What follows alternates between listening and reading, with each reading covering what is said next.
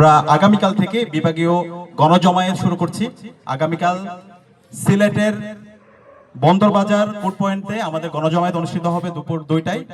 আমরা এই গণজমায়েতে সকল ফেসিবাদ বিরোধী রাজনৈতিক দলগুলোকে দাওয়াত দিয়েছি এবং ওইখানকার যত সামাজিক এবং স্বেচ্ছাসেবী সংগঠন আছে তাদেরকে দাওয়াত দিয়েছি, মসজিদের ইমামদেরকে দাওয়াত দিয়েছি, মন্দিরের পুরোহিত যারা আছে তাদেরকে দাওয়াত দেওয়া হয়েছে, প্রেস ক্লাবের সভাপতিকে দাওয়াত দিয়েছি, শিল্পকলা একাডেমি, ক্রীড়া সংস্থা, শ্রমিক সমাজের যারা প্রতিনিধি আছে তাদেরকে দাওয়াত দেওয়া হয়েছে, শিক্ষক, ডাক্তার সহ বিভিন্ন পেশাজীবীর শ্রেণীর প্রতিনিধি যারা আছে তাদেরকে দাওয়াত দেওয়া হয়েছে।